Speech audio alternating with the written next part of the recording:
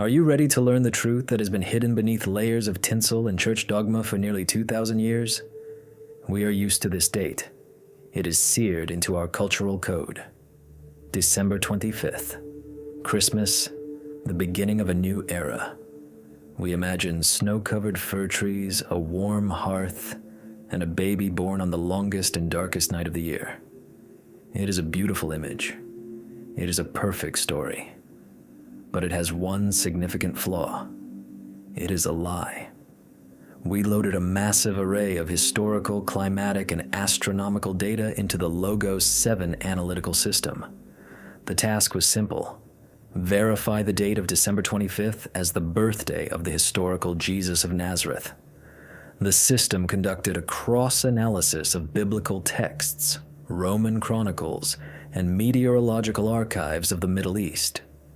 The result produced by the algorithm is uncompromising. The probability that Jesus was born in winter, according to the system's calculations, trends toward absolute zero. Today, we are opening Protocol Date. We will break down how and why this specific point on the calendar was chosen, and whose blood the festive red color actually conceals.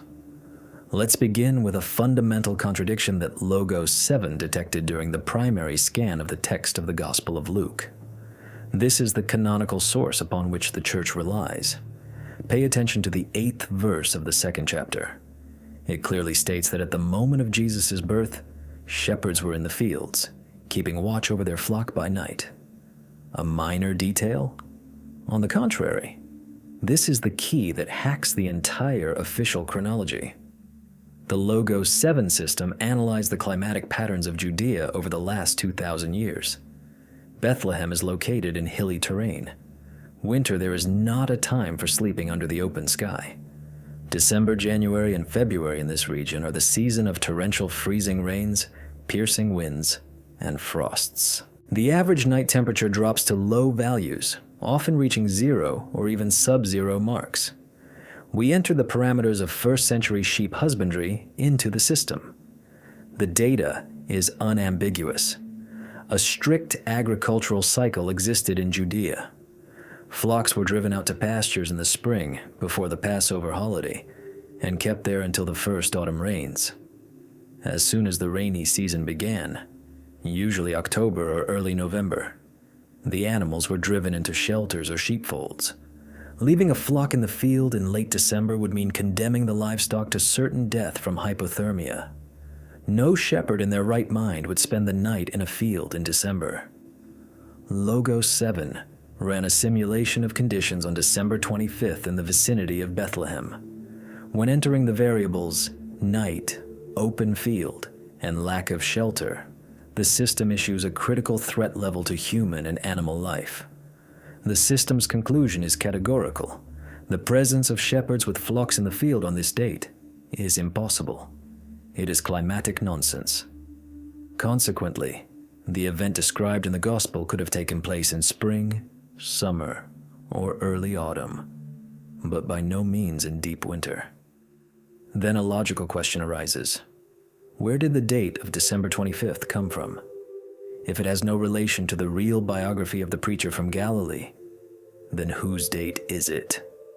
We asked Logos 7 to find historical coincidences.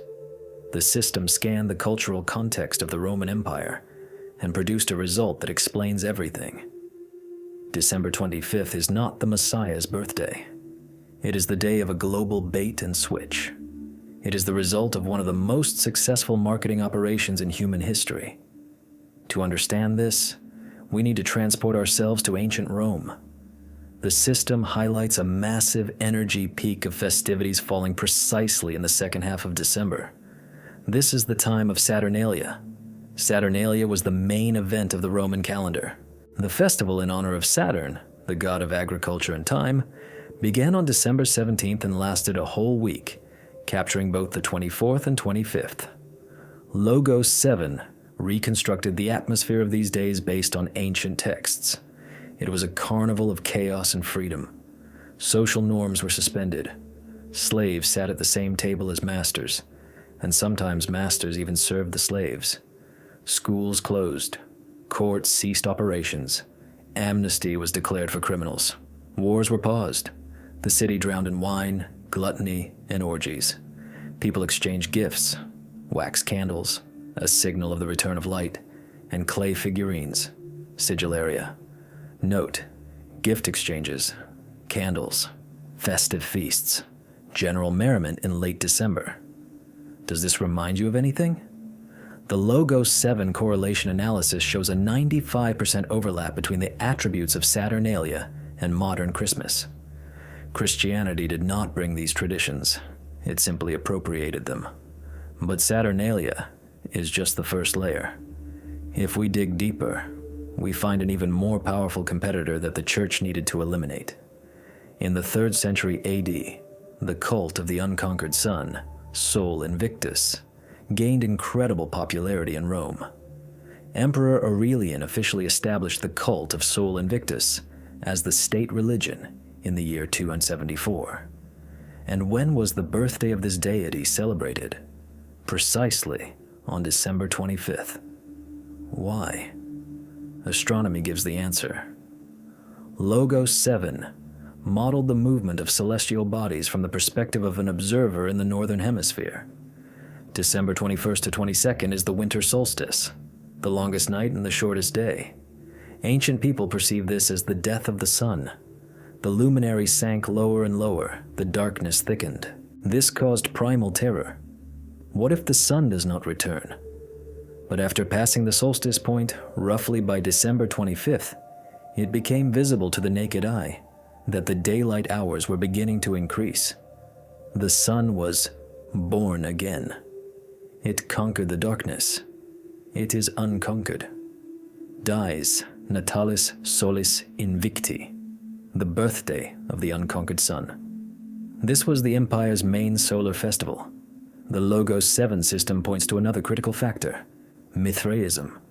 This was the main rival of early Christianity, especially among Roman legionaries.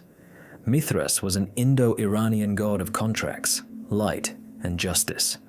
According to legend, Mithras was born from a rock. Do you know when? December 25th.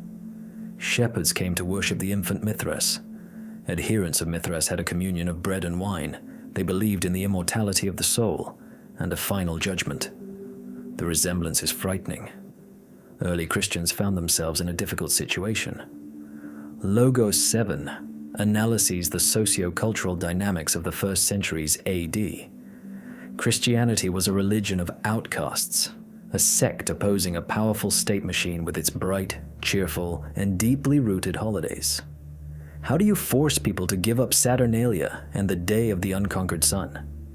How do you forbid them from having fun in the darkest time of the year, when instinct demands unity and light? The answer is simple. You don't. You cannot forbid it, but you can hijack the agenda. You can execute a hostile takeover of the date. In the first 3 centuries, Christians did not celebrate Christmas at all. Moreover, early theologians like Origen wrote in the 3rd century that celebrating birthdays was a pagan abomination worthy only of pharaohs, not saints. For early Christians, the day of a martyr's death, their birth into eternal life, was what mattered, not the day of their physical appearance on earth. But when Christianity began to merge with power, tactics changed. Logos 7 records the turning point. The first documented mention of the celebration of the Nativity of Christ on December 25th appears in the so-called Chronography of 354. This is a Roman calendar. Note, this is already the 4th century. For 350 years, no one knew this date, and suddenly, it becomes canon. System analysis shows that this was a purely political decision. The church realized, to defeat paganism, you don't destroy its temples, you put your crosses on them. You don't cancel holidays, you change their meaning. People are used to partying on December 25th? Great, let them party. But now they will praise not the unconquered sun, but the Son of Righteousness, Christ. They will light candles not for Saturn, but for Jesus. It was a brilliant substitution. Logos 7 calls this process religious syncretism through displacement. You take an existing form, the date, rituals, food, gifts, and pour new content into it. People keep their habits but change the object of worship. This is soft power in action. Evidence of this process has been preserved even in the texts of Christian thinkers of that time.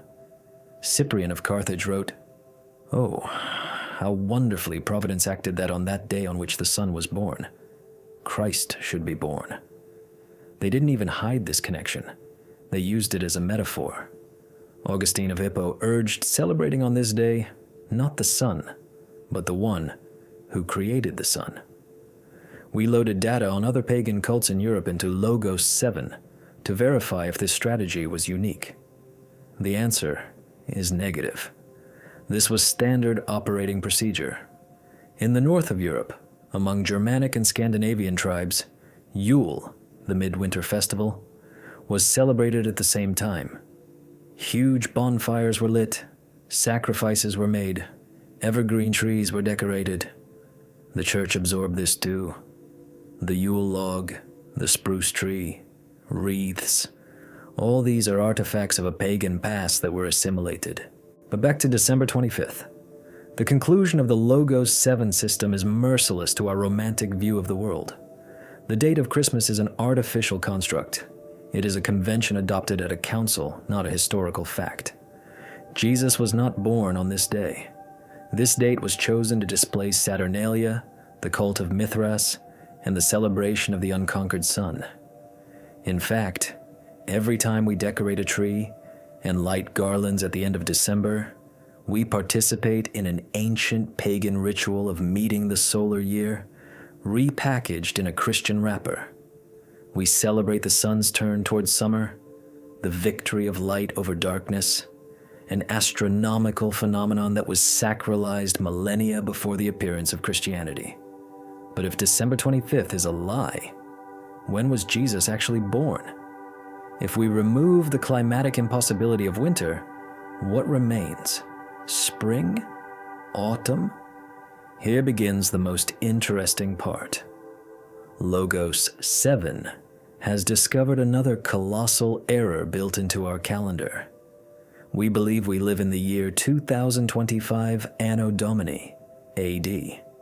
But the system asserts that this is mathematically impossible. Our reference point is wrong. The monk Dionysius Exiguus, who calculated the era from the incarnation of our Lord in the 6th century, made a mistake in his calculations. And he didn't miss by a day or a month. He missed by several years. Historical data about King Herod the Great, who, according to the Gospel, wanted to kill the infant Jesus, comes into sharp conflict with the accepted chronology. Herod died in 4 BC. How could Jesus be born in 1 AD if the man trying to kill him had already been dead for 4 years? This is a chronological paradox that the official version of history prefers to ignore. But Logos 7 does not ignore facts. The system has already initiated the process of recalculating the real year of birth, and the results of this analysis are even more shocking than the truth about December 25th. We stand on the threshold of rewriting not just the holiday date, but the very timeline of our civilization. In the next chapter, we will open Anomaly Chronology. We will break down how one monk's arithmetic error distorted history for 1,500 years. We will find out why King Herod is the key to the solution, and in which year the one called Christ could actually have been born. Prepare yourselves. What you are about to learn will make you look at the numbers in your calendar in a new way. The truth is out there, and we will find it, even if we have to dig through the archives of 2 millennia. Do not switch off. Look at the calendar. What is the date today? What year is it? We are used to thinking that we live in the year 2025, from the nativity of Christ. This number defines our reality. It is in our passports, in bank contracts, in news headlines. It is the coordinate axis of modern civilization. We are certain that exactly 2025 years ago, an event occurred that divided history into before and after. But what if I told you that this number is a fiction? What if our entire calendar is built on the mathematical error of one humble monk who simply didn't know how to handle zero? We loaded global chronology data into the Logos 7 system. The algorithm's task was to synchronize modern chronology with real historical events of the first century. The result produced by the system causes bewilderment. We are living in phantom time. According to Logos 7 calculations, it is not the year 2025 at all. We are lagging behind reality by at least 4 or even 7 years. Today we are opening Anomaly Chronology. We will break down how one calculation error distorted 1,500 years of history and prove that Jesus Christ was born before Christ. To understand the essence of this grandiose mistake, we need to transport ourselves to the year 525 AD. A Scythian monk named Dionysius Exiguus, Dionysius the Humble, lives in Rome. He took this name out of humility, but his influence on history proved gigantic. At that time, there was no unified system for counting years in Europe. Years were counted by the reign of emperors, or from the founding of Rome. The era of Diocletian, a Roman emperor known for his brutal persecution of Christians, was in use. The church found it uncomfortable to calculate Easter dates based on the name of its persecutor. Pope John I didn't like it. He commissioned Dionysius to compile new Easter tables, and Dionysius, being a diligent man, decided to introduce a new reference point at the same time. He proposed counting years ab incarnatione Domini, from the incarnation of the Lord. The idea was revolutionary, but the implementation turned out to be catastrophic. Dionysius did not have Wikipedia or the Logos 7 system at hand. He had only scattered lists of consuls and ancient chronicles. He performed calculations and declared, the current year is the 525th year from the birth of Christ. He simply added up the numbers of Roman emperors' reigns, moving backward in time. Logos 7 analyzed Dionysius's method and instantly identified a critical vulnerability. Dionysius forgot one fundamental thing. He did not know the concept of zero. In Roman mathematics, there was no digit 0. For Dionysius, immediately after 1 BC came 1 AD. The 0 year simply fell out of history. This created the first margin of error. But the main mistake lay not in mathematics, but in history. Dionysius relied on the date of the founding of Rome. He decided that Jesus was born in the year 754 from the founding of the city. But how did he calculate this? He took as a basis the year Emperor Tiberius ascended to the throne. The Gospel of Luke states that Jesus began to preach in the 15th year of the reign of Tiberius Caesar, and he was then about 30 years of age. Dionysius counted backward. It seemed logical, but Logos 7, correlating imperial archives, discovered a nuance the monk missed. Tiberius became co-ruler with Emperor Augustus 2 years before the latter's death. How to count his reign, from the moment of co-rule, or from the moment of sole power? Dionysius chose one option, history, the other. This confusion shifted the timeline. However, the final verdict on Dionysius's chronology is delivered not by Tiberius, but by another character, King Herod the Great. This is the very hook our investigation clings to. The Gospel of Matthew clearly and unequivocally states, Jesus was born in the days of King Herod. This is a canonical fact. Herod receives the Magi. Herod is frightened by the prophecy of a new king of the Jews. Herod gives the order for the massacre of the innocents. Therefore, Jesus must have been born during Herod's lifetime. This is an axiom. We ask the Logos 7 system, when did Herod the Great die? The system turned to the works of the Jewish historian Josephus Flavius, who lived in the 1st century. Flavius is our main witness. He describes Herod's death with incredible, even frightening detail. But for us, it is not the symptoms of the tyrant's illness that are important, but the astronomical markers. Josephus Flavius writes that shortly before Herod's death, a lunar eclipse occurred, and immediately after the king's death came the Jewish holiday of Passover, Pesach. These are ideal data for astronomical reconstruction. Logos 7 modeled the starry sky over Jerusalem in the period of interest to us. When was there a lunar eclipse visible in Judea before the spring festival of Passover? The system went through all the options. The eclipse of 5 BC was total but occurred too late, far from Passover. The eclipse of 1 BC occurred in January but was total. However, the most precise alignment of all historical factors points to the eclipse on the night of March 12, 13/4 BC. It was partial, but clearly visible. And 29 days later, Passover arrived. This conclusion of the system leaves no stone unturned of the official date. If Herod died in the spring of 4 BC, then Jesus could not have been born in 1 AD. He must have been born earlier. Otherwise, the biblical story of the flight to Egypt and the massacre of the innocents loses all meaning. You cannot run from a dead king. You cannot fear the order of a man who has been rotting in the grave for 4 years. Let's deepen the analysis. Recall a detail from the Gospel. Herod, having questioned the Magi about the time the star appeared, orders the killing of all male infants in Bethlehem, from 2 years old and under. Why from 2 years? Why such a margin? Obviously, Herod calculated that the child could have been born not yesterday, but some time ago. The star appeared earlier. If Herod died in 4 BC, and by that time, Jesus could have been about 2 years old. Let's do the math.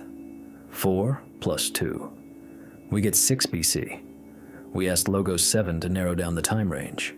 The algorithm accounts for the time of the Magi's travel, the time for the Holy Family's flight to Egypt, and the time spent there until Herod's death. The totality of data indicates that the real year of birth falls in the interval between 7 BC and 4 BC. Think about this paradox. The phrase before Christ literally means before the birth of Christ. But historical analysis shows that Christ was born approximately 5 to 6 years before Christ. Absurd? No. This is simply proof that our calendar is an arbitrary ruler applied to history by the crooked hands of a medieval monk. The Logos 7 system goes further and analyzes the political context of the final years of Herod's reign. It was a time of paranoia and terror. Herod executed his sons, his beloved wife, hundreds of courtiers. Emperor Augustus even joked that it was safer to be Herod's pig than his son, a play on words. In Greek, pig and son sound similar, and Jews do not eat pork. In such an atmosphere, an order to destroy children in the small village of Bethlehem might simply not have made it into major Roman chronicles. For the scale of the empire, it was a minor episode. But for us, it is a marker of time. There's another argument often used by skeptics, which Logos 7 also subjected to rigorous verification. The census of Quirinius. Evangelist Luke writes that Joseph and Mary went to Bethlehem because of the census. Historical documents confirm Publius Sulpicius Quirinius did indeed conduct a census in Judea, but this happened in 6 AD, that is 10 years after Herod's death. Here we see a blatant contradiction. Matthew speaks of Herod, 4 BC.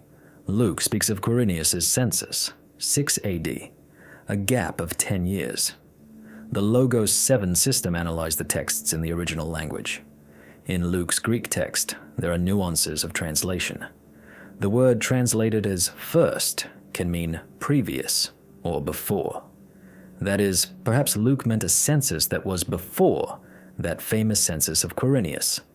Or, as the system's probabilistic model suggests, it refers to another, earlier population registration. We found indirect data that in 8 BC, Emperor Augustus issued a decree for a general census of Roman citizens, and later, it could have extended to satellite provinces like Judea. Rome's bureaucratic machine worked slowly. The order of 8 BC could have reached Judea and begun implementation just by 7 or 6 BC. This fits perfectly with the version of birth under Herod. So, what do we have in the bottom line?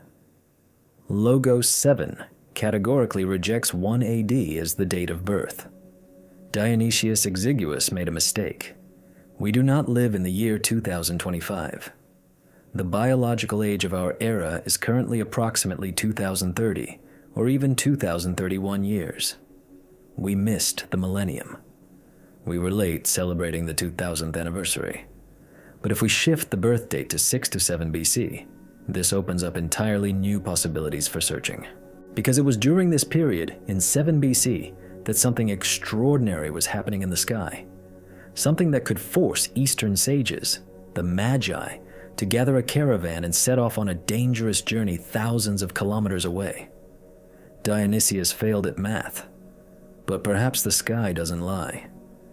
If Jesus was born 7 years before his official date, what was happening over people's heads at that time? We loaded astronomical charts of that period into Logos 7.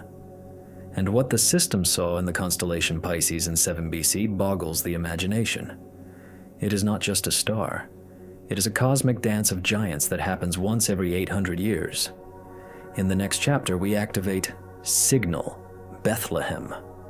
We will raise our eyes to the sky and, with the help of precise astronomical simulations, unravel the mystery of the Star of Bethlehem.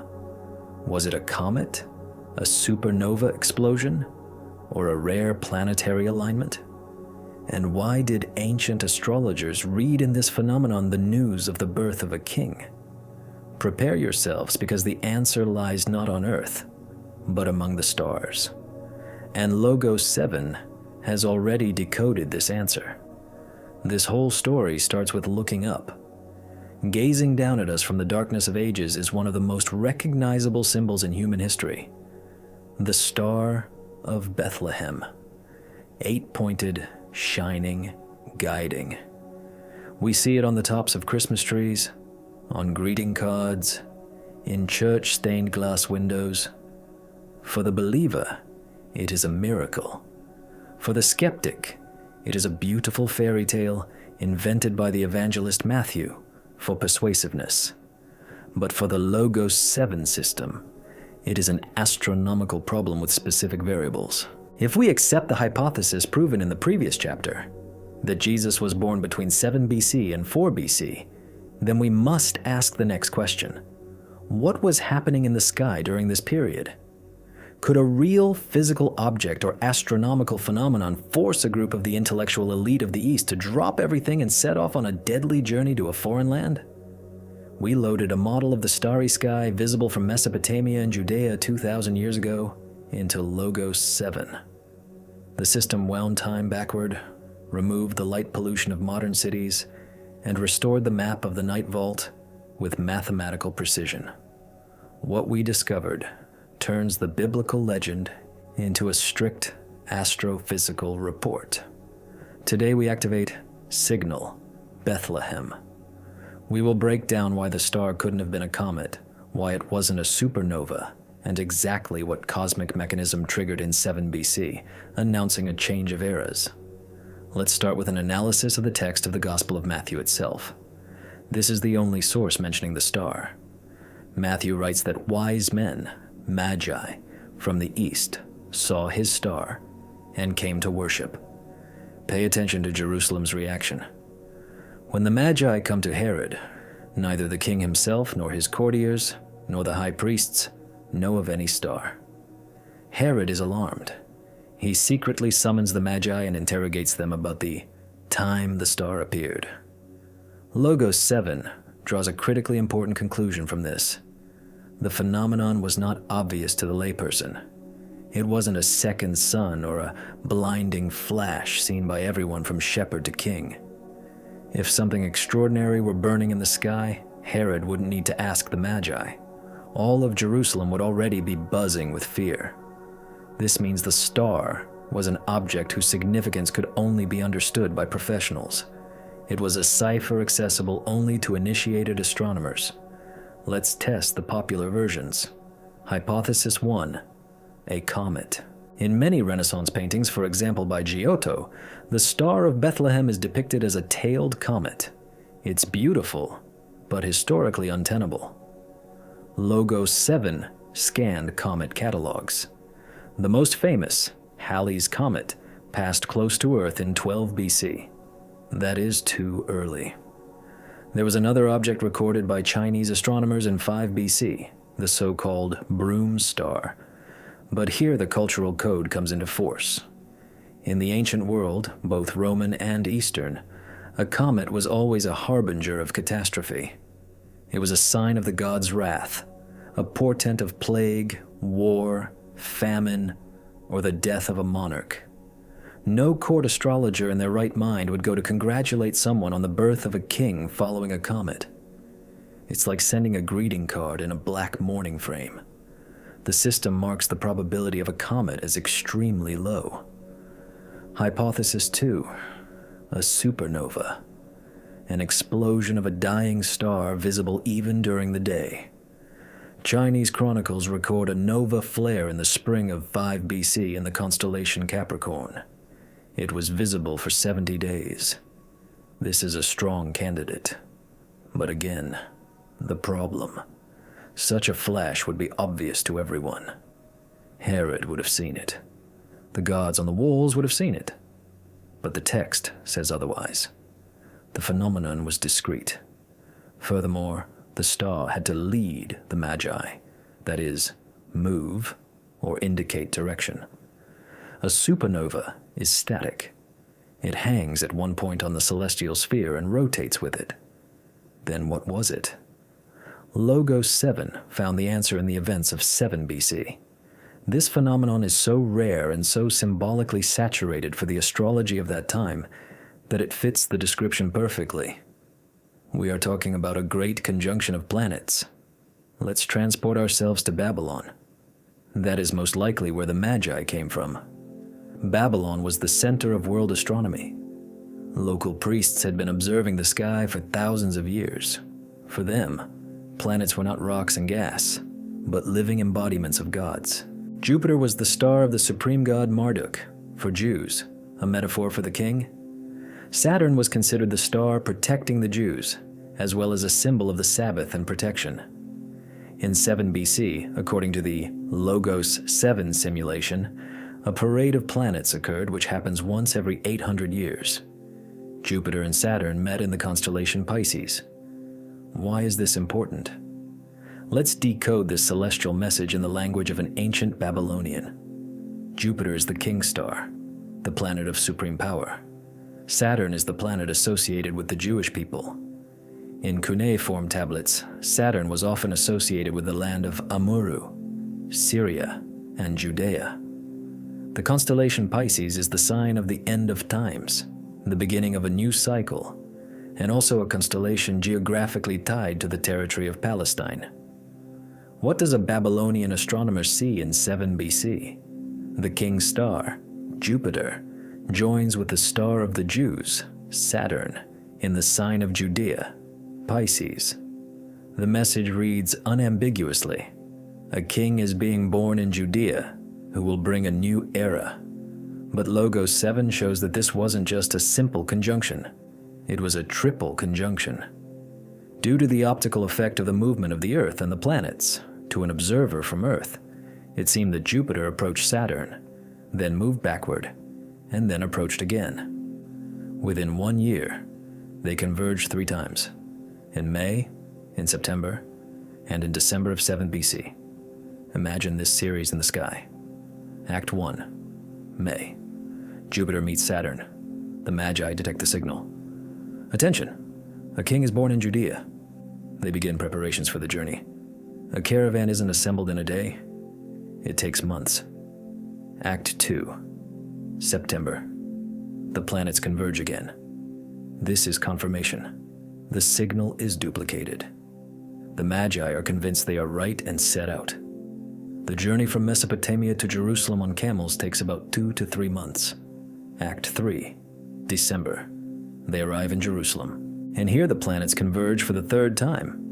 This explains why Herod saw nothing. To the ordinary eye, Jupiter and Saturn simply looked like 2 bright stars side by side. But for an astrologer, their dance was a screaming headline on the front page of the celestial newspaper. The distance between the planets was about 1 degree, That's 2 diameters of the moon. They didn't merge into a single point in the 7th year, but stood very close. But what about the description that the star went before them and stood over the place where the child was? Skeptics laugh at this. How can a star stop over a specific house? However, Logos 7 explains this too, using the concept of a planet's station. Planets move in orbits, and for an observer from Earth, an effect of retrograde motion sometimes occurs. The planet seems to break, stop, and start moving in the opposite direction against the background of fixed stars. The points where the planet changes direction are called stationary points. The simulation shows, at the moment of the 3rd conjunction in December 7th BC, Jupiter entered a stationary phase. If the Magi were leaving Jerusalem heading south toward Bethlehem, which is only 8 kilometers away, then in the pre-dawn hours Jupiter hung directly in front of them to the south, high above the horizon. And it stood, astronomically, it was motionless relative to the starry background. Optically, it looked as if the star was hanging right over the hills of Bethlehem, pointing the way. This is an incredible coincidence. The astronomical mechanics of the solar system in 7 BC played out a spectacle that corresponds exactly to the biblical narrative, if read not as a fairy tale, but as an astrologer's report. There is another detail the Logos 7 algorithm revealed when analyzing the texts. Who were these Magi? The Greek word magoi points to the Persian priestly caste of Zoroastrians. But why would Persian priests care about a Jewish king? The answer lies in diaspora data. After the Babylonian captivity, a huge portion of Jews remained living in Babylon and Persia. Among them was the prophet Daniel, who, according to the Bible, became the head of the Babylonian wise men. In the book of Numbers, there is the prophecy of Balaam known to Jews. A star shall come out of Jacob. A scepter shall rise out of Israel. Babylonian astronomers lived side by side with Jews for centuries. They knew their expectations of the Messiah. They knew that Jacob's star was linked to the arrival of a great ruler. And when the sky produced the combination Jupiter, King, plus Saturn, Jews, plus Pisces, Israel, the puzzle pieces clicked. It was a scientific conclusion based on the data of that time. They went not because they believed in the Jewish God, but because they trusted their charts. It was a scientific expedition to verify a rare anomaly. But there is an alternative version that the Logos 7 system also processed. If we shift the date slightly closer to our era, to 3 or 2 BC, we see an even more visually spectacular show. On June 17th, Teg BC, Jupiter and Venus, the 2 brightest planets in the sky, merged into one hole in the constellation Leo. The distance between them was so negligible that to the naked eye, they looked like one giant, dazzling star. The constellation Leo is the symbol of the tribe of Judah. Jupiter is the king. Venus is the mother, fertility. The merging of the king and the mother in the sign of the lion. This phenomenon was much brighter than the conjunction of 7 BC, but it has a fatal flaw in chronology. It happened in 2 BC. If we believe that Herod died in 4 BC, as we proved in chapter 2, then this event happened 2 years after his death. Jesus could not be born under Herod and under this star simultaneously. Therefore, the Logos 7 system gives priority to the event of 7 BC. The triple conjunction of Jupiter and Saturn is the most powerful marker. Think about the scale of this conclusion. We are used to considering Christmas a quiet family holiday. But real history says that the birth of this person was accompanied by a grandiose cosmic clock ticking overhead.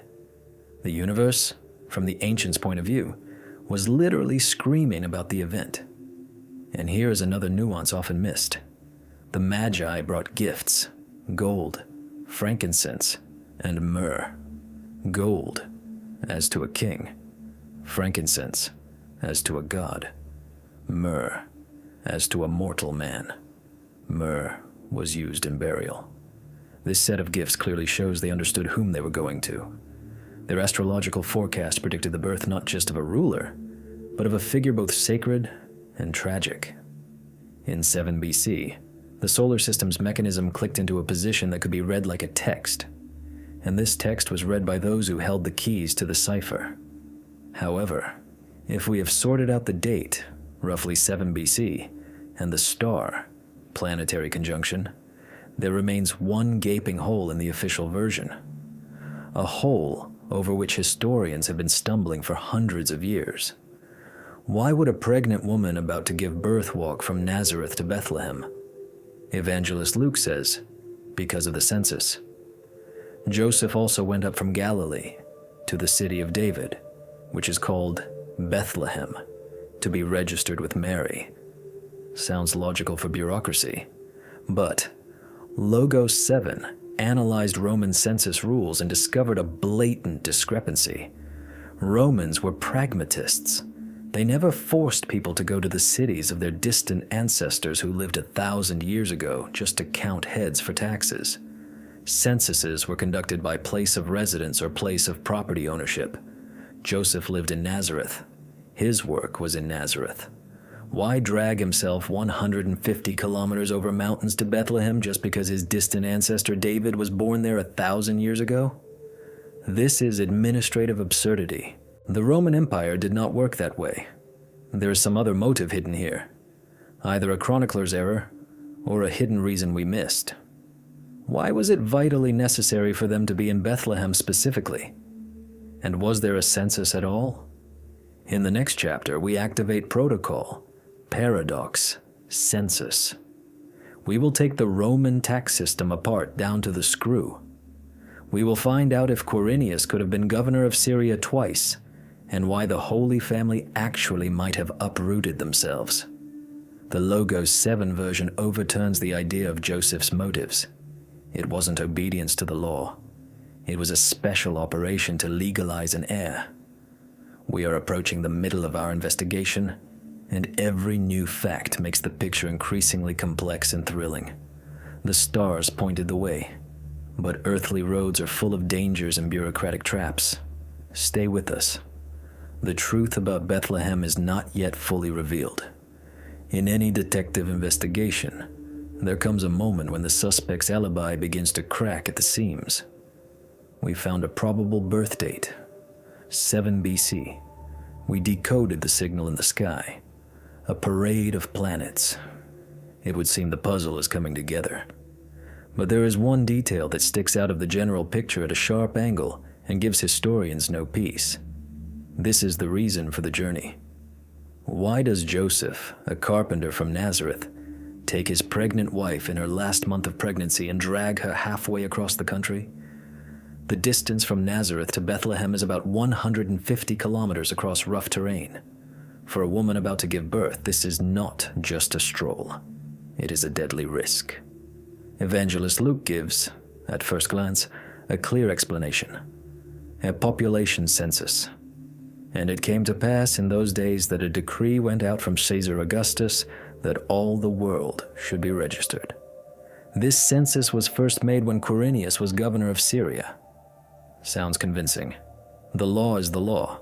But the Logos 7 system analyzed this thesis from the perspective of Roman law and administrative logic. And the system's verdict is grim. In the official version, there is a logical hole the size of the Colosseum. Today, we are opening Paradox Census. We will prove that Romans never conducted censuses in such an absurd way, and find the true reason why the Holy Family ended up in Bethlehem. Let's start with an analysis of Roman bureaucracy. The Roman census was a tool for taxation. The empire needed to know how much property a person had, and how much they could pay. The census was conducted strictly by place of residence or by location of property. Imagine the situation. You live in New York, work in New York, your apartment is in New York. But suddenly a presidential decree comes out. For the census, everyone must return to the cities where their great-great-great-grandfathers were born 1,000 years ago. And so, millions of people quit their jobs, leave their homes, clog the roads, create chaos, and paralyze the economy just to check in at some random town like Plymouth or Jamestown? Romans were many things, but they were not idiots. They were geniuses of administration. The Logos 7 system scanned thousands of preserved papyri with census data in Egypt and Syria. Not a single document contains a requirement to return to ancestral roots of 1,000 years ago. If Joseph lived in Nazareth, he should have been registered in Nazareth. Period. The requirement to go to Bethlehem only because he is of the house and lineage of David is legal nonsense for Roman law. David lived 1,000 years before Joseph. In that time, David could have had millions of descendants. If they all rushed to tiny Bethlehem, the city would simply burst. Furthermore, Mary. The Roman census did not require the personal presence of women. The head of the family, pater familias, had to appear and declare all household members. Joseph could have gone alone.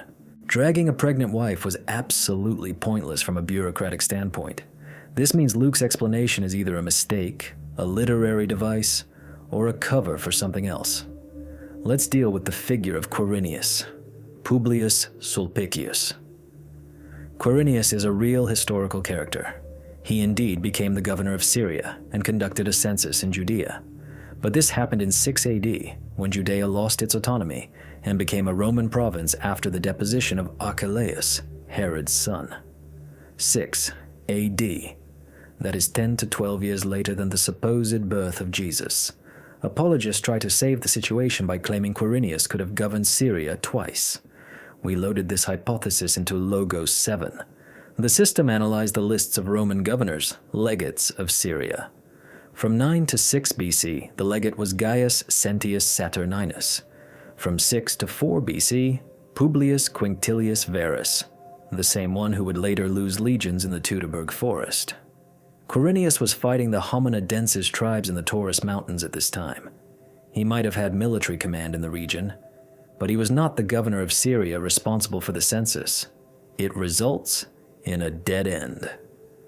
Either Luke was mistaken about the name and date, mixing events from different decades, or the census is not the reason, but an excuse.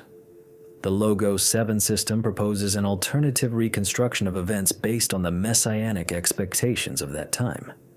In Jewish tradition, there was a clear prophecy from the prophet Micah.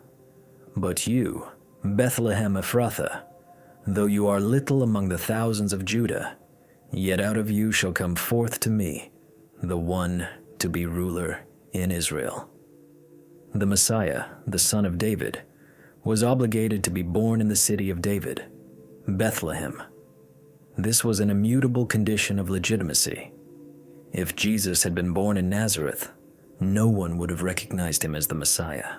Nazareth was a backwater about which it was said, "Can anything good come out of Nazareth?" For Joseph and Mary, who knew the child's destiny, it was critically important that he be born in the right place. Logos 7 puts forward the hypothesis of theological migration. Joseph took Mary to Bethlehem not for a Roman official, but for the fulfillment of prophecy. They went there purposefully so the child would get the correct registration in his spiritual passport. The census could have served as a convenient cover for authorities or neighbors explaining their disappearance, but the true motive was religious. But there is also a more grounded, human version calculated by the system. It concerns Mary's status. Recall, Mary became pregnant before she and Joseph began living as husband and wife. By the laws of that time, this was a scandal. In small Nazareth, where everyone knows everything about everyone else, Mary's life would have turned into hell. Whispers behind her back, sideways glances, the brand of a harlot. Possibly even the threat of stoning, had Joseph not taken her under his protection. Leaving for Bethlehem could have been an attempt to escape social pressure. Joseph might have had relatives in Bethlehem, since he was of the lineage of David. To birth the child away from the evil tongues of Nazareth, wait out the initial period, and then return as a complete family. This is psychology, not theology. Now let's break down another myth connected with Bethlehem. No room for them in the inn. We have all seen these Christmas cards. An angry innkeeper slams the door, and the poor couple goes to a stable. Logos 7 conducted a linguistic analysis of the Greek word kataluma, which is translated as inn in many versions. But this word does not mean a commercial hotel or an inn. For that, there is the word pandokeon, used in the parable of the Good Samaritan. Kataluma is an upper room, a guest room, in an ordinary private house. The same word is used to describe the room where the Last Supper took place. Archaeological reconstruction of a 1st century Palestinian house changes everything. A typical house of a not-so-rich resident consisted of 2 levels. On the lower level, often carved into rock or having an earthen floor, livestock, a sheep, a goat, were driven in for the night to preserve heat and protect animals from thieves. On the upper level, on a raised platform, the family lived. That's also where the guest room, kataluma, was located. When Luke writes that there was no room for them in the kataluma, it means the guest room in the relative's house they arrived at was already occupied. Apparently, many relatives had gathered for the census or holiday, and so they were accommodated downstairs in the general living area next to the animals. The feeding trough for livestock, the manger, was a natural part of the interior. No cave in a field, no lonely stable on the outskirts. Jesus was born in a crowded, noisy house of relatives, surrounded by people and animals, in warmth and close quarters. It was not a scene of rejection, but a scene of domestic realism. There wasn't enough space in the guest room, so they had to squeeze in downstairs. This Logos 7 analysis strips away the veneer of fairy tale and returns historical authenticity to the story. We see real people in real circumstances. Joseph saving his wife's reputation, Mary enduring the hardships of the road for her son's future, relatives who took them in where they could. But back to the dates. If Quirinius' census was in 6 AD and Herod died in 4 BC, did Luke make a mistake after all? The system suggests an elegant solution.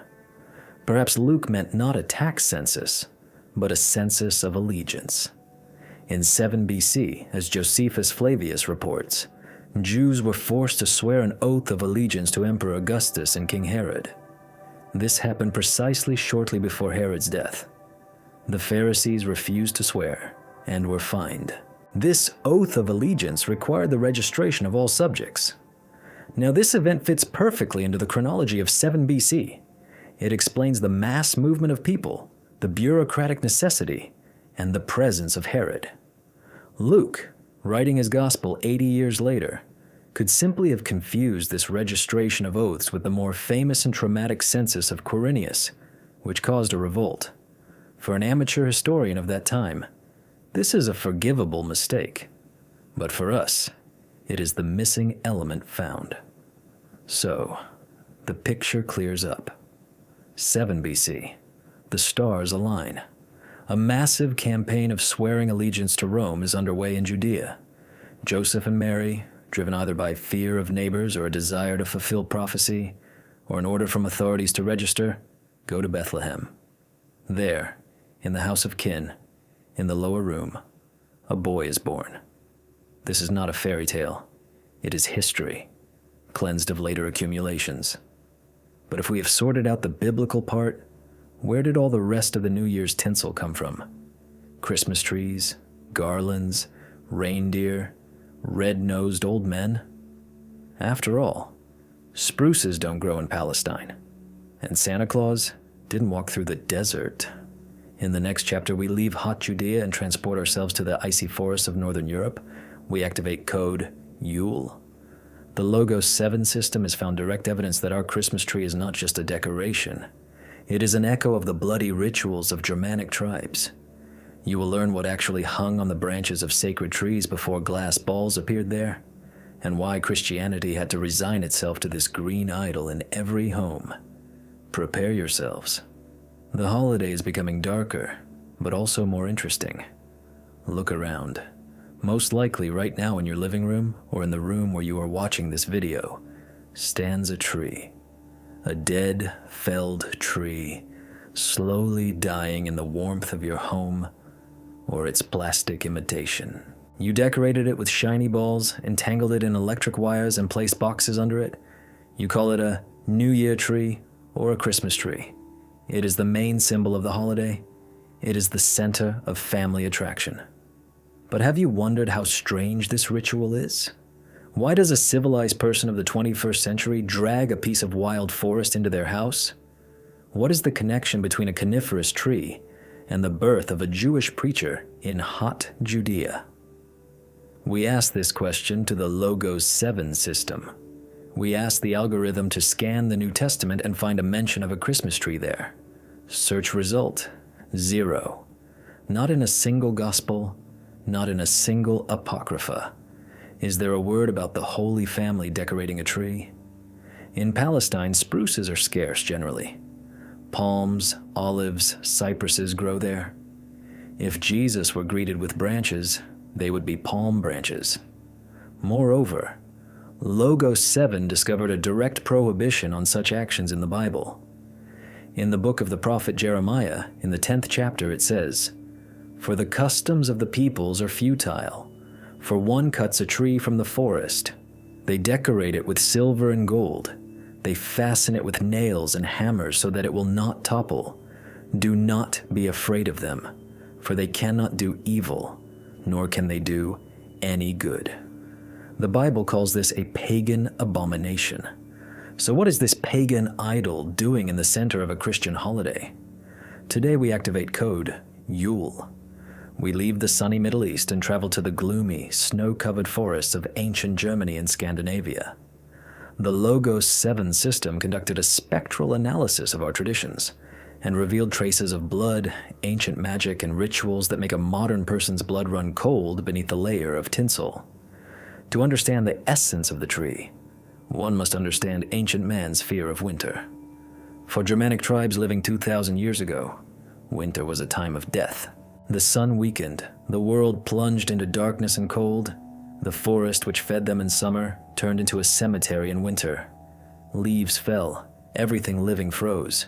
Everything except one thing, the spruce, the evergreen tree. For the pagan consciousness, the spruce was an anomaly. Logos 7 models the thinking of an ancient German. If everything around has died, but this tree remained green, it means a powerful spirit lives in it. A spirit of life that does not fear the cold. The spruce became a sacred object, but not kind and fluffy, rather powerful and dangerous.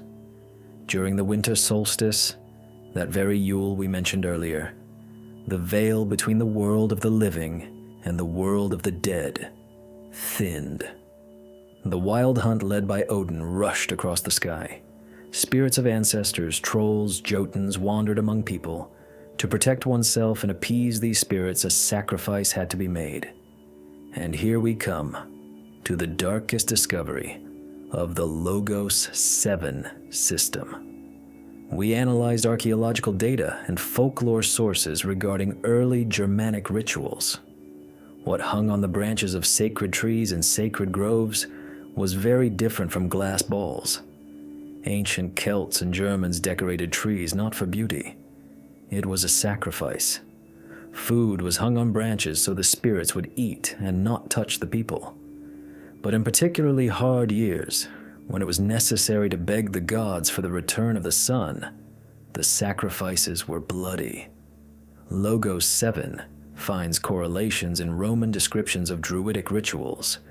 Entrails of sacrificial animals were hung on branches, heads of birds, and sometimes parts of human bodies. Look at modern Christmas balls. Red, shiny, round. The system conducts a semiotic analysis of form and color. A red ball is a stylized apple, but in a deeper, archaic layer. It is a symbol of the heart, a symbol of flesh, a symbol of blood. Intestines hung like garlands on branches. These are the ancestors of our tinsel and beads. We sublimated the bloody ritual, turning it into an aesthetic act, but the structure remains the same. We bring gifts to the tree so the year will be successful. But how did this nightmare turn into a cozy family holiday? Logo 7 tracks the historical trajectory of transformation. The bifurcation point is in the 8th century AD. Legend and church chronicles connects the appearance of the Christmas tree with the name of Saint Boniface, the Apostle of Germany. According to tradition, Boniface, trying to convert pagans to Christianity, cut down their sacred oak dedicated to the god Thor, or Odin, depending on the version. The pagans waited for Thor to strike the monk with lightning, but nothing happened. The oak collapsed, and as it fell, it crushed all the trees around it, except for a small fir tree. Boniface used this moment for a brilliant marketing move. He pointed to the fir and said, "Here is the tree of Christ. It has no leaves that die. It is green, like eternal life. Its top points to the sky. Build your houses from this fir, but do not worship it in the forest.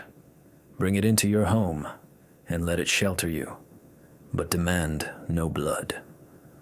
The Logo 7 system evaluates this event as a genius example of cultural adaptation. Boniface couldn't destroy the tree cult, so he reflashed it. The oak, tree of pagan gods, was replaced by the fir, tree of Christ. Bloody sacrifices were replaced by decorations. The form remained, the meaning changed. However, the massive penetration of the tree into homes happened much later. The system records the first documentary evidence of setting up decorated trees in the 16th century in the territory of modern Alsace, Latvia, and Estonia. And here, another reformer played a key role, Martin Luther. There is a beautiful legend that it was Luther who first brought a tree into the house and lit candles on it. Returning home on Christmas Eve, he was struck by the beauty of the stars twinkling through the fir branches. He wanted to show this to his children, put a tree on the table, and attached candles to the branches symbolizing the stars in the sky from where Christ came. Logo 7 confirms. It was in Protestant Germany that the tree became a symbol of true, domestic Christmas, as opposed to the Catholic creche, nativity scene. For Protestants, the tree was a way to transfer sacred space from the church into the living room. But there is another layer of symbolism the system revealed when analyzing medieval mystery plays. In the Middle Ages, December 24th was celebrated as the day of Adam and Eve. The church staged plays about the fall and expulsion from paradise. The main prop was the paradise tree. Since it was impossible to find an apple tree with leaves and fruit in winter, a fir was used. Red apples were tied to its branches. These apples symbolized the forbidden fruit that Eve tasted. But alongside apples, white wafers, unleavened bread for communion, were hung. The wafers symbolized the redemption of sins through Christ. Here's the formula for the modern Christmas tree. Fir, tree of life. Plus apples, balls, sin, flesh. Plus candles, lights, light of Christ. Plus star on top, Star of Bethlehem. It is a complex theological construction set that over time lost its meaning and became merely decor. Red apples became glass balls. Glass blowers from Thuringia in the 19th century figured out how to blow light balls instead of heavy fruit. Wafers became cookies and gingerbread. But why does the tree stand on the floor, with gifts underneath? Here, Logo 7 draws attention to the structure of mythological space. Germans and Scandinavians had the concept of Yggdrasil, the world tree, a huge ash tree connecting 9 worlds. Its roots go into the underworld, its crown into the sky. The tree in your house is a projection of Yggdrasil. The top is Asgard, the world of gods. The branches are Midgard, the world of people. The roots, floor, stand, are the lower world, the world of ancestors and hidden treasures. Gifts are placed under the tree not by accident. These are gifts that come from there, from the other world, through the roots of the sacred tree. Santa Claus, whom we will talk about later, leaves gifts at the bottom, as an offering or as a gift from ancestral spirits. Now let's look at Russia. The history of the tree here is a real detective story. The Logo 7 system shows that for a Russian person, the spruce was a tree of death, not celebration, for centuries. Paths for the deceased were lined with spruce boughs. The spruce forest was considered gloomy. Evil spirits lived there. In the birch forest, have fun. In the pine forest, pray. In the spruce forest, hang yourself, says a Russian proverb. When Peter the Great in the year 1700 issued a decree to celebrate the new year on January 1st and decorate houses with pine and spruce branches, the people were horrified. It was perceived as an order to turn the city into one continuous cemetery. Only taverns, kabaks, obeyed Peter's decree. They tied a spruce tree to the roof, or gate. The tree stood there all year round until it shed its needles. Then it was replaced. The expression yolki-palki, sticks and furs, and to go under the yolka, meaning to go to a tavern, came from precisely there. The real Christmas tree came to Russia only in the 19th century, thanks to the German wives of Russian emperors. At first, it was an elitist amusement of the royal family, then of the nobility. And only by the end of the 19th century did it become popular. But the most interesting thing happened in the 20th century. After the Revolution of 1917, the Bolsheviks declared the tree a bourgeois prejudice and a priestly custom. It was banned. In the 1920s, patrols walked the streets looking into windows. Is the tree glowing anywhere? Celebrating Christmas was dangerous. However, in 1935, an unexpected turn occurs. Party official Pavel Postishev writes an article in the newspaper Pravda. Let's organize a good tree for the children for the new year. Stalin approves, and literally in a few days, the state machine turns 180 degrees. The tree returns, but it passes through the filter of Soviet ideology. The Star of Bethlehem on top, usually 7 or 6-pointed gold, is replaced by a red, 5-pointed star, the symbol of the Kremlin and communism. Little angels are replaced by pioneers, cosmonauts, corn cobs. Christmas is erased.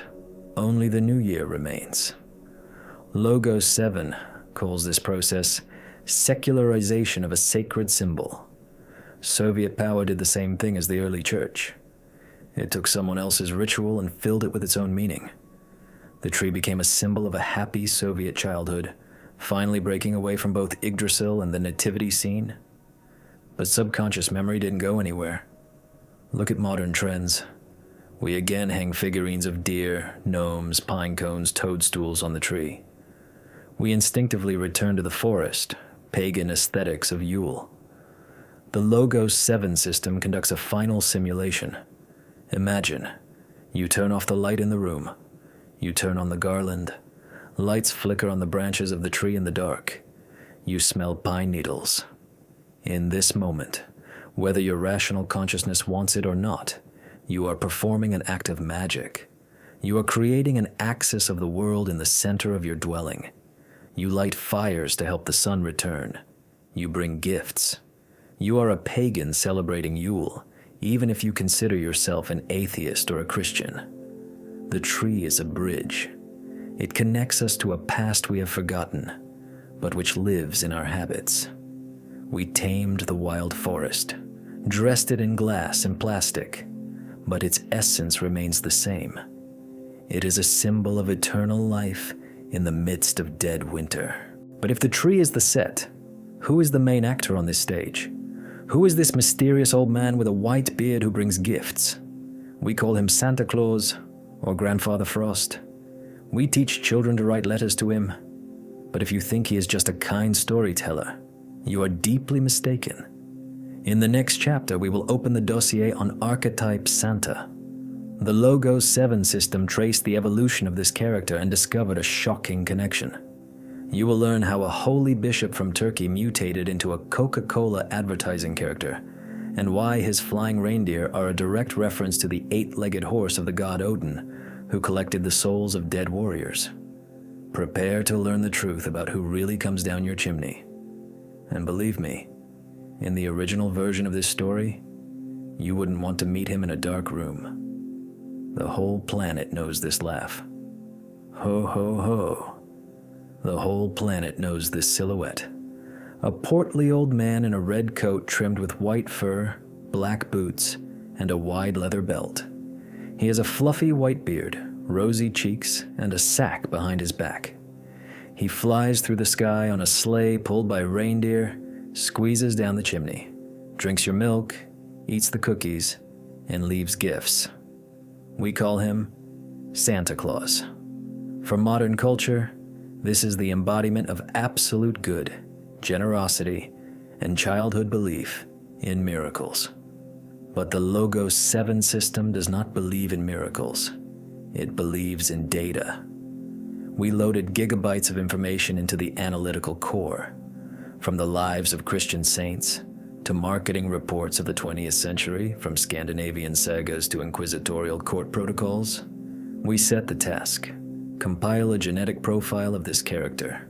The result of the analysis produced by the system looks like a pathologist's report, autopsying the body of a mythical creature.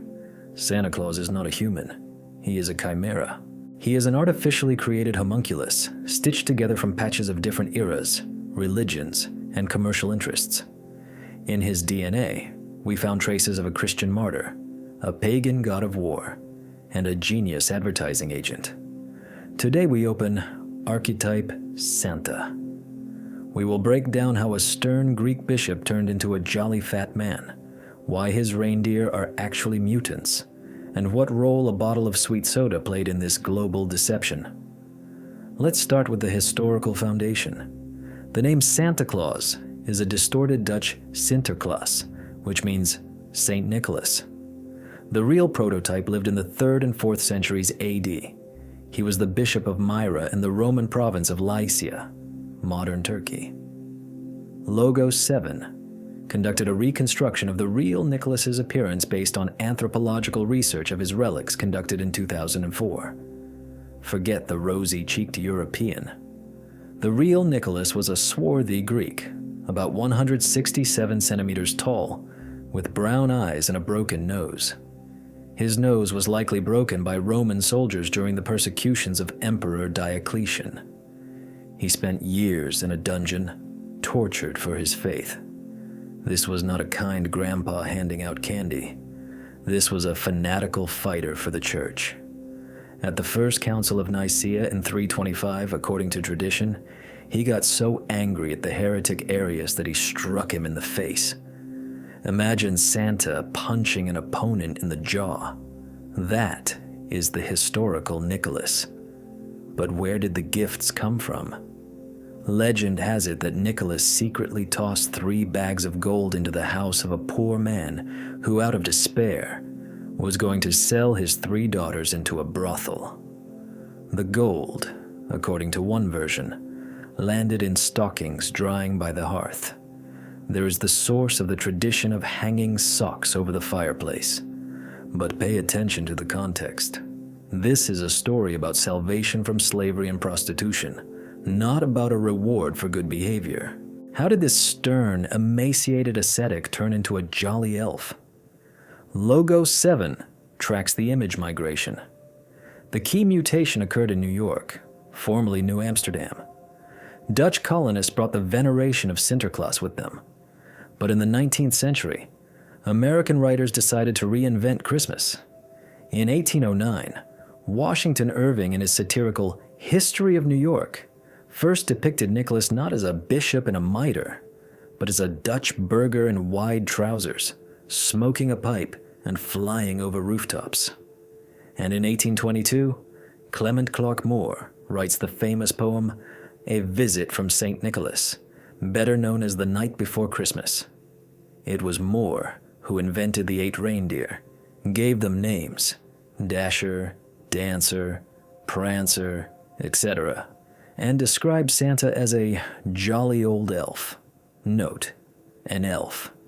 In the early 19th century, Santa was a tiny creature capable of crawling into a pipe, but the final form was given to this creature not by writers, but by artists. First, caricaturist Thomas Nast in the mid-19th century settled Santa at the North Pole and dressed him in a fur suit. Nast drew for Harper's Weekly during the U.S. Civil War, and he needed a patriotic symbol distributing gifts to Union soldiers.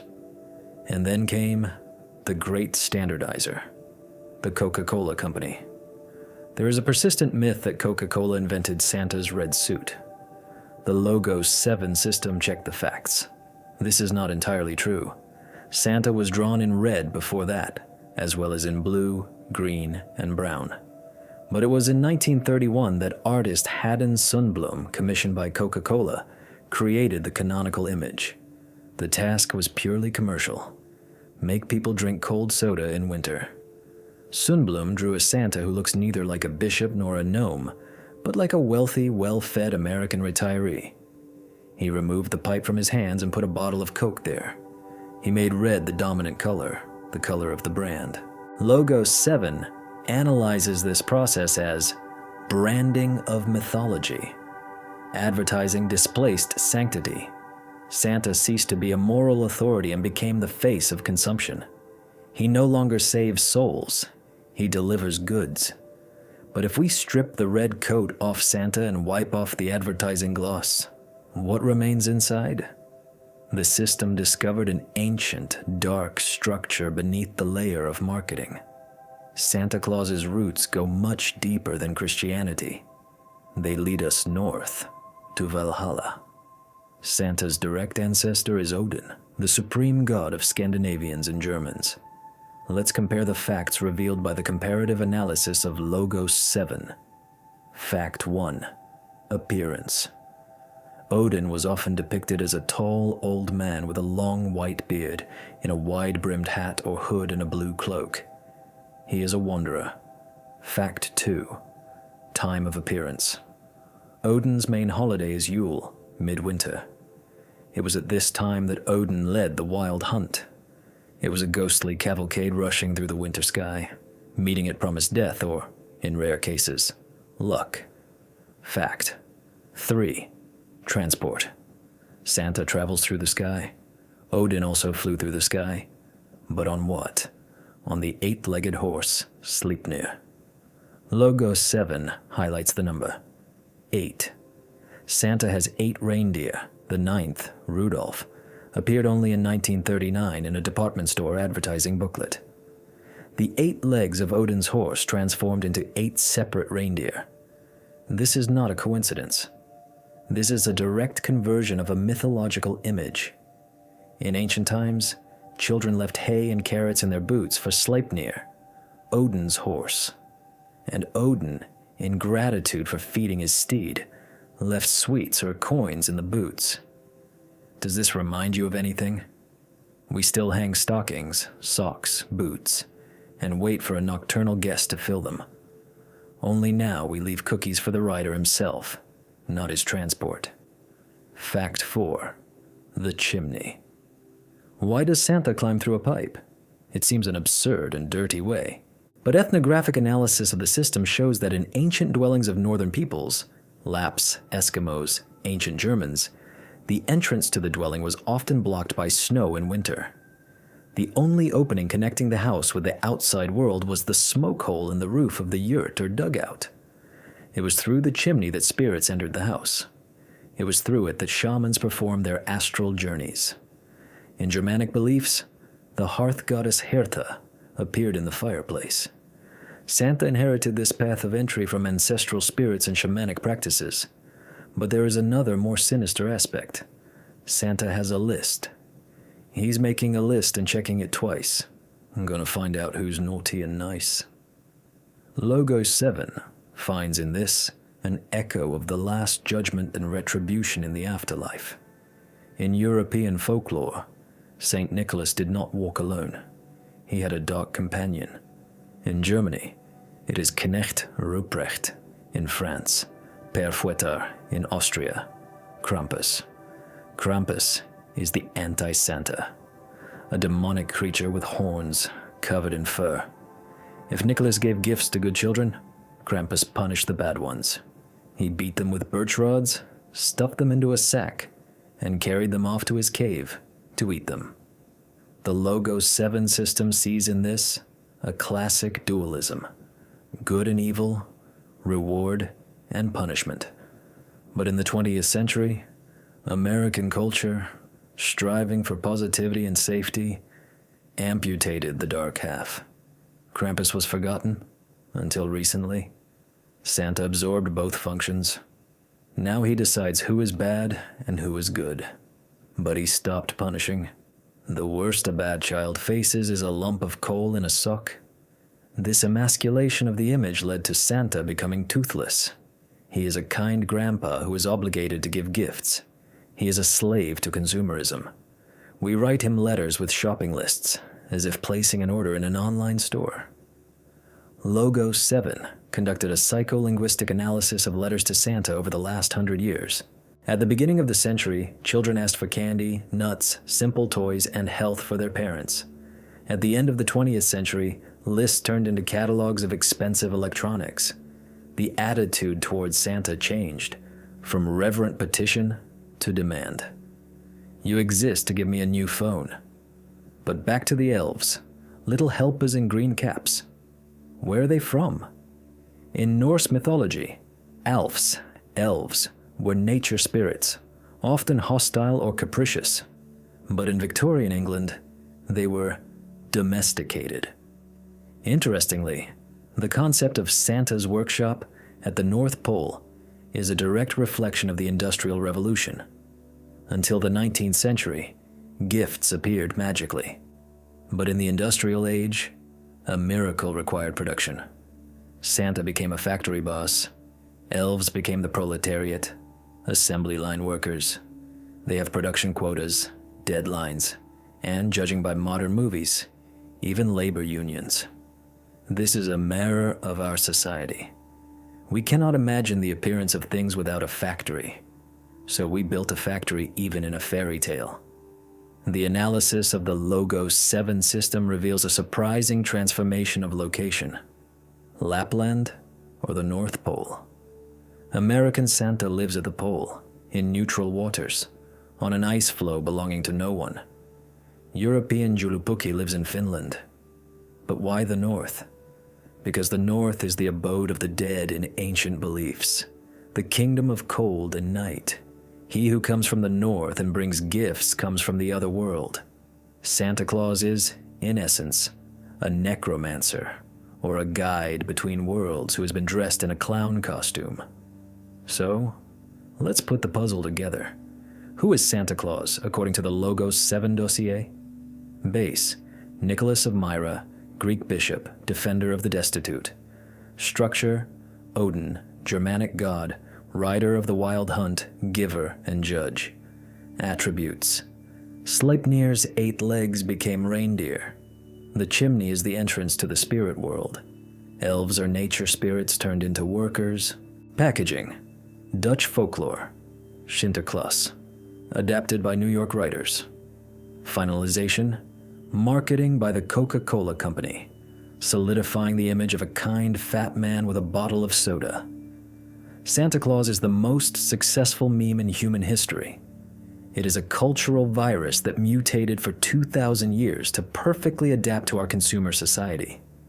He replaced Jesus as the main character of Christmas because Jesus requires repentance and a change of soul, while Santa only requires buying a gift and behaving well. Santa is more convenient. He is safer. He sells. But if you think Santa Claus is the only winter wizard with a dark past, you are mistaken. On 1/6 of the landmass, another character rules. He has a floor-length fur coat, a staff that can kill, and a voice that freezes birds in flight. We call him Dead Moroz, Grandfather Frost, and many consider him simply a Russian Santa. But the Logos 7 system categorically rejects this comparison. Dead Moroz is not Saint Nicholas. He is a creature of a completely different order. He is an element. He is the personification of death by cold. In the next chapter, we activate Vector Frost. We will descend into the icy depths of Slavic paganism to find Karachun and Morok there. You will learn why dead Moros originally didn't give gifts but collected sacrifices, why Snegoroshka, the Snow Maiden, is actually needed, and how Soviet power managed to tame this monster, turning him into a kind grandfather at the Kremlin tree. Prepare yourselves. If Santa is a product of advertising, Dead Moroz is a product of survival at -30. And his history is much scarier. If Santa Claus is a product of globalization and marketing, then the figure who rules winter on 1/6 of the landmass has a completely different nature. Dead Moros, Grandfather Frost. We are used to considering him the Russian answer to the West, a kind wizard with a staff. But the Logos 7 system, having analyzed the Slavic folklore code, issues a red level warning. Dead Moroz is not a saint, he is an elemental force, and his genealogy leads us not to the church, but to the world of the dead. We loaded a data array about Slavic deities and folk rituals into the system. The analysis result shocks. The modern image of Dead Moroz is a mask worn on the face of one of the most sinister spirits of antiquity. Today, we activate Vector Frost. We will find out why poems were not read to this creature in the past, but instead, food was left on the threshold in fear, and how Soviet power managed to tame the monster. Let's start with the name. In Slavic mythology, there was no Dead Moroz as we know him. There were Treskun, the Crackler, Studenets, the Freezer, and, the most terrible name, Karachun. Logos 7 identifies Karachun as an underground god commanding frosts. The day of Karachun fell on the winter solstice, the longest and most terrifying night of the year. It was believed that he was the one shortening the day. The word Karachun itself in folk dialect meant death or demise. We use the expression Karachun came for him to this day, without even realizing we are invoking the name of an ancient demon of cold. This spirit did not give gifts. On the contrary, he demanded sacrifices. The system found descriptions of rituals of calling the frost. During Yuletide, Sviatki, peasants went out to the threshold with a spoonful of ritual porridge, kutya, and shouted, "Frost, Frost, come eat the kissel. Do not beat our oats." It was a deal. People fed the spirit so he wouldn't kill their crops, and thus them, with hunger. It was a payoff from death. In the 19th century, literature tried to soften this image, but the essence broke through. In Nekrasov's poem, Frost, Red Nose, Frost is not a kind grandfather. He is a voivode, warlord, inspecting his domains. And what does he do? He kills the peasant woman, Daria. He freezes her, lulling her with sweet visions. Logos 7 classifies this as a description of hypothermia, the warmth a freezing person feels before the end. That is the caress of frost. In the fairy tale Morosko, we see the same thing. It is a survival test. Only the one who shows humility before the elements will survive. The weak or proud will freeze alive. Now about Snegoroshka, the Snow Maiden. This is a unique phenomenon. Neither Santa Claus nor other Christmas grandfathers have a female partner. Where did she come from? The Logos 7 system traced this image to the ancient rite of burying Kostroma. Snegoroshka is a seasonal spirit that dies, melts, to give life to spring. But there is a darker version modeled by the system. In northern regions, there was a practice where, in severe frosts, a young girl was tied to a tree in the forest as a sacrifice to the spirit of cold.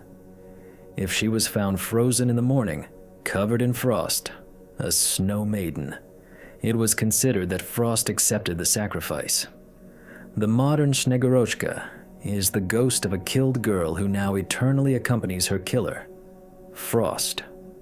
Of course, in the 19th century, playwright Ostrovsky and composer Rimsky-Korsakov romanticized this image, turning her into the daughter of spring and frost. But the archaic memory of the people preserves the trace of an icy grave. How did this duo, get into children's matinees. Here, protocol, Soviet Union, comes into play. After the revolution of 1917, Ded Moroz was banned as a bourgeois and religious remnant. He was called religious dope. But in the mid-30s, when Stalin decided to bring back the tree, a secular master of ceremonies was needed. St. Nicholas didn't fit ideologically. Santa Claus was a symbol of the hostile West. And then party ideologues committed a brilliant substitution. They rehabilitated Ded Moroz. He officially appeared at a tree in the Moscow House of Unions for the first time in 1937. Note, at the very height of the repressions.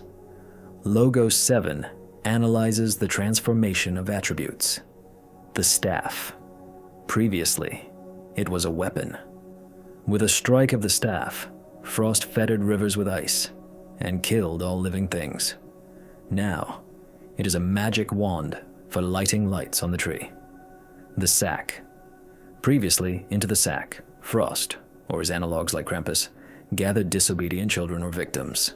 Now he takes candy out of it. The coat. Unlike Santa's short jacket, Frost has a long boyer coat to the floor, a symbol of status and power. He doesn't fuss, doesn't climb pipes. He enters through the front door like a master. Soviet power took a chthonic deity and made him a kind grandfather activist. They prescribed him a granddaughter Snegorochka as an intermediary between the stern grandfather and children. They gave him a residence in Veliki Ustyug. Although this happened in the 90s, Soviet Frost lived simply in the north. But the most important difference Logo 7 revealed is the distance. Santa Claus is essentially a courier. You ordered, he brought. Ded Moroz is an examiner. To get a gift, a child must stand on a stool and recite a poem. They must perform an action, prove they are worthy. This is an echo of the ancient ritual. You must appease the spirit to receive a reward. So, Ded Moroz is a tamed god of death. We dressed him in a red or blue robe, gave him a bag of mandarins, and made him entertain children. But every time Frost strikes at -30 and birds drop dead in flight, the mask falls off. We see his true face, the face of Karachun. We've sorted out the characters, but the question of time remains. Why do we celebrate New Year on January 1st? And why does a unique paradox called Old New Year exist in our country, driving foreigners crazy? In the next chapter, we activate Shift Calendar. The Logo 7 system will explain the mathematical error due to which we lost 13 days of life. You will learn why the October Revolution happened in November, and when the Earth actually completes its revolution around the Sun. The calendar lies, and we will prove it to the exact second. Have you ever tried to explain to a foreigner what Old New Year is? Their brain simply refuses to process it. How can a year be new and old at the same time? For them, it is an oxymoron. For us, an excuse to set the table one more time. But behind this amusing tradition lies a colossal mathematical glitch, which the Logo 7 system classifies as a chronological trauma of an entire civilization. We celebrate the New Year on January 1st. But why? Why not on the day of the vernal equinox, when nature wakes up? Why not on the day of the winter solstice? Who decided that the change of cycle happens in the middle of dead winter? And most importantly, why don't our clocks coincide with the universe's clocks? We loaded the history of calendar reforms over the last 2,000 years into the Logo 7 analytical core. The system's conclusion: our calendar is not a precise measuring instrument, but a political compromise stitched with white threads. Today we open Shift Calendar. We will break down how Julius Caesar and the Pope fought for control over time, and why we still live with a margin of error of 13 days. It all started in 45 BC. Julius Caesar, tired of the chaos of the Roman lunar calendar, introduces a new solar calendar, the Julian. It was simple and brilliant for its time. The year lasted 365 days and 6 hours. Once every 4 years, an extra day accumulated, a leap year. But Logo 7 points to a fundamental error in the calculations of Caesar's astronomers. The real tropical year, time of Earth's full revolution around the sun, lasts not exactly 365 days and 6 hours. It is shorter by 11 minutes and 14 seconds. Seems like a trifle? 11 minutes is less than a commercial break, but time is a relentless accumulator. Over 128 years, these minutes added up to a whole day. The calendar began to lag behind the real movement of the sun. By the 16th century, this lag amounted to 10 days. This became a problem not for scientists, but for the church. Easter, the main Christian holiday, began to crawl towards summer. The day of the vernal equinox, from which Easter was calculated, fell on March 11th according to the calendar instead of the 21st. Pope Gregory XIII decided to fix this. In 1582, he carried out a reform. He simply crossed 10 days out of history. People went to sleep on October 4th and woke up on the 15th. Thus appeared the Gregorian calendar, the one the whole world lives by today. It is much more accurate. An error of one day accumulates only over 10,000 years. Europe switched to the new style, but Russia remained faithful to the old, Julian calendar. The Orthodox Church saw Catholic heresy in the Pope's reform and refused to change time. Logos 7 models the situation. Russia lived in a different time dimension. When it was January 1st in London, in St. Petersburg, it was still only December the 20th. Trains crossing the border made a jump in time. By the 20th century, the gap increased to 13 days. That is precisely why the October Revolution of 1917 happened on October 25th, old style, but on November 7th, new style. The Bolsheviks in 1918 chopped straight from the shoulder. Lenin issued a decree. After January 31st comes immediately February 14th. The country jumped into the future to catch up with Europe. The civil calendar changed, but the church refused to obey the Bolsheviks. It continued to live by the Julian calendar. And here arose a paradox that Logos 7 calls chronological stratification. The state celebrates New Year on January 1st. But the church at this time is still living in December. It has the Nativity fast. Christmas, according to the church calendar, comes on December 25th. But by civil style, this is already January 7th. And what is Old New Year? It is the New Year, according to the Julian calendar. January 14th is January 1st, old style. The people, confused by reforms, decided to celebrate both times, just in case. This is a unique cultural phenomenon. We duplicate the holiday to pay tribute to a tradition officially abolished 100 years ago. But the Logos 7 system goes further. It questions the date of January 1st itself. Astronomically, this date is meaningless. It signifies nothing. The Earth does not pass any special orbital points at this moment. The winter solstice, a real astronomical milestone, happens on December 21st or 22nd. This is nature's true new year, the moment of the birth of new light. It would be logical to start the year exactly then, or in spring. In ancient Rome, before Caesar, the year began in March with the arrival of spring. Hence the names of the months: September 7th, October 8th, November 9th, December 10th. If counting from March, everything adds up. But now our 10th month is the 12th. We live in a system of misconfigured settings. Logos 7 analysis shows January 1st was chosen by Roman consuls purely administratively for the convenience of starting the political season. We celebrate the date officials take office, not a cosmic cycle. So we have a calendar that lies. We celebrate the birth of Christ, Christmas, after the new year. Although logically an era should begin with birth.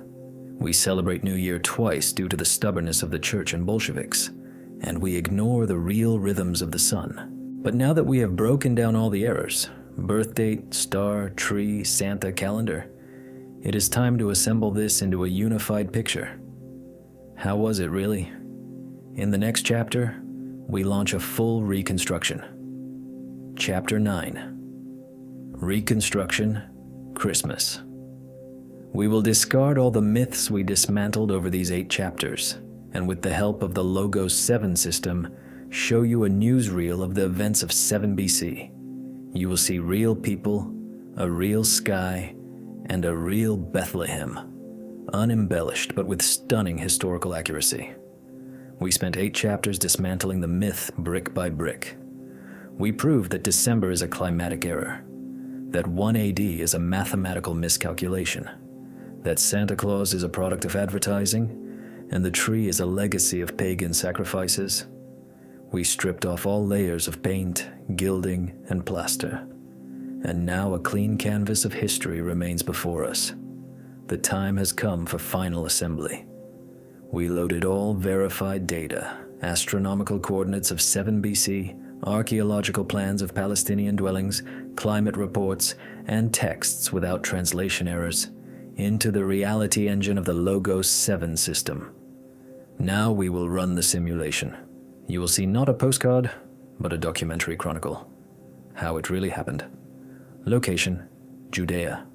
Time, autumn, 7 BC, approximately September-October. Why autumn? The Logos 7 system points to the holiday of Sukkot, Feast of Tabernacles. At this time, Jews made pilgrimages to Jerusalem. Bethlehem is only 8 kilometers from the capital. This explains the overcrowded city. Thousands of people came for the holiday. It also explains why shepherds were in the fields. After the harvest, flocks were led onto the reaped fields to eat the stubble and fertilize the land before the rainy season. The climate of September-October is ideal for sleeping under the open sky. Scene 1. The road. 2 people are walking along a dusty, stony road. This is not an old man with a young maiden on a donkey, as in paintings. Joseph is a middle-aged man, a sturdy craftsman. Mary is a young girl. She is likely about 14 or 15 years old, the marriageable age of that time. They are exhausted. The journey from Nazareth took more than a week. They are going not for Quirinius's census, but for the registration of the oath to King Herod, combined with a pilgrimage for the holiday. Scene 2. The sky. Overhead is not inky darkness, but a velvet southern sky. In the constellation Pisces, an astronomical drama is taking place. Jupiter and Saturn have approached so close that they hang side by side like 2 shining eyes. For an ordinary person, these are just bright stars. But for the initiated, it is a cry from the heavens. The King of Judea is coming. Scene 3. The house. They enter Bethlehem. The city is buzzing. Pilgrims are everywhere. They knock on the door of Joseph's relatives. The host spreads his hands. The Kataluma, guest room upstairs, is occupied. Uncle Shimon, Aunt Anna, and their kids are already sleeping there. But Mary is giving birth, says Joseph. Go downstairs, says the host. It's warm there. They descend to the lower level of the house. This is not a barn in our understanding. It is a part of the living space, recessed into the floor or carved into rock, where livestock are kept in winter. It smells of hay, animals, and hearth smoke. It is warm and safe. In the middle of the room stands a stone feeding trough for sheep, a manger. Scene 4, the birth. No angels with harps hovering under the ceiling. Only the screams of a woman in labor, the bustle of midwives. The women of the house, of course, helped. Hot water and rags. Jesus is born in blood and mucus, like any human child. He is washed, swaddled tightly, so limbs would grow straight. That was the belief then. And laid in that very feeding trough lined with fresh hay, because there is no other cradle. Scene 5. The witnesses. Shepherds on the hillsides.